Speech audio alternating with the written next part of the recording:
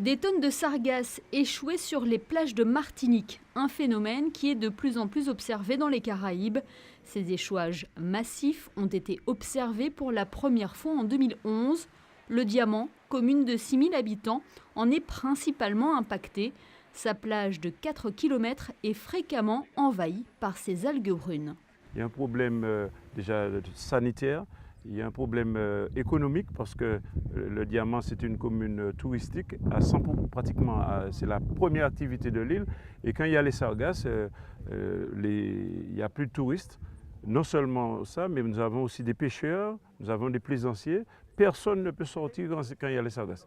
Toute l'activité économique de la ville et de la Martinique, pour les communes côtières, s'arrête au moment de l'arrivée massive de sargasses. Obligée de faire face à l'arrivée massive de ces algues, la mairie du Diamant a dû s'équiper en conséquence pour rendre le littoral propre et rendre la plage ainsi à ses usagers. La solution du barbeur qui est tombée de manière inopinée et qui nous a permis de nettoyer la plage en peu de temps.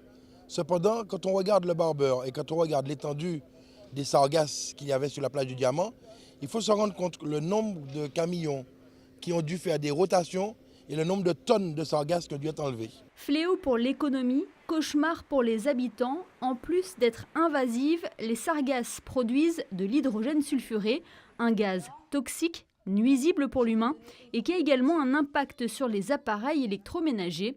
Si ces algues ont un rôle néfaste sur Terre, il en est tout autrement en mer.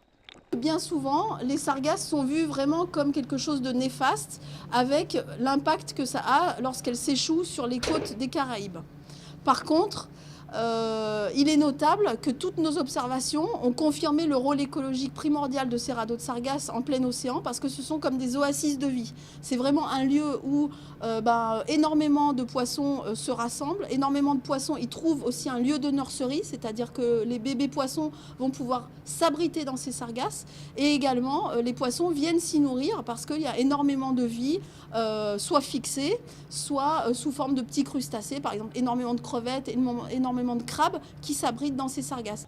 Les échouages de sargasses sont actuellement en cours d'étude par les scientifiques. En conjointe réflexion avec les communes, ils réfléchissent à un moyen de prévention ou de ramassage précoce pour que le cauchemar des populations locales prenne fin.